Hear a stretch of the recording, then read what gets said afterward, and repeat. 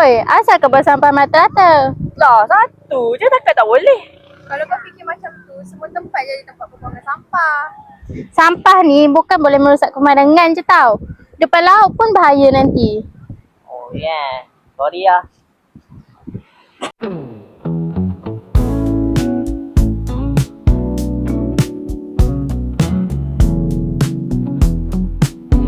Okay, apa pendapat Zira tentang kebersihan pantai Cahaya Bulan? Okey, pada pendapat saya, kebersihan pantai Cahaya Bulan ni penting sebab dia akan memberi keselesaan kepada pengunjung yang datang dan juga menjaga keindahan alam sekitar. So bila pengunjung datang, dia akan tengok pantai ni bersih, tenang macam tu. Okay. Lepas tu, apa kesan pencemaran pantai kepada hidupan laut? Kesan dia akan memberi kesan yang buruk lah sebab pembuangan sampah, plastik sampah semua tu akan membuatkan hidupan laut tercedera atau mati. Okay, terima kasih Zira. Sama.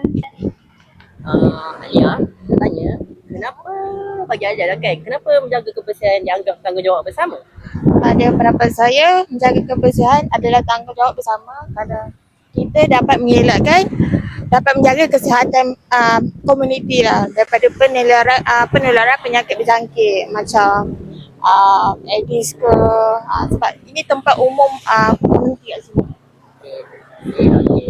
Seterusnya, apa nilai murni yang penting dalam menjaga alam sekitar bagi pendapat Alia? Nilai murni yang penting dalam menjaga alam sekitar ialah bertanggungjawab dari segi jaga kebersihan, lepas tu jaga kelestarian flora dan fauna. Okay, terima kasih Alia. Okey, sama. Okay, Assalamualaikum Pia. Okay, nak tanya sikit ni. Bagi Pia, apakah langkah mudah yang boleh masyarakat lakukan bagi alam sekitar?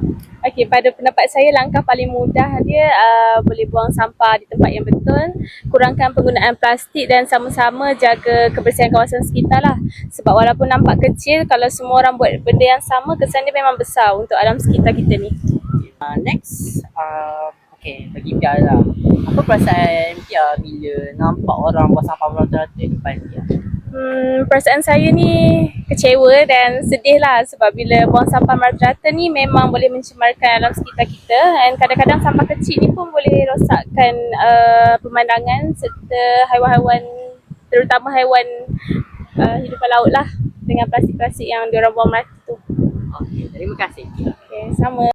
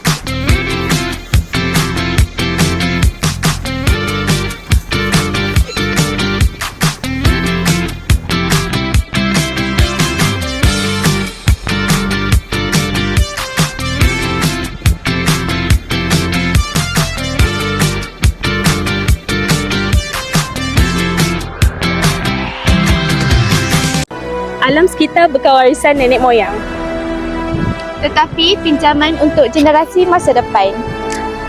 Mulakan dengan tindakan kecil. Jangan buang sampah merata-rata.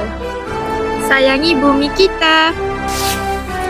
Pantai bersih, hidup sejahtera.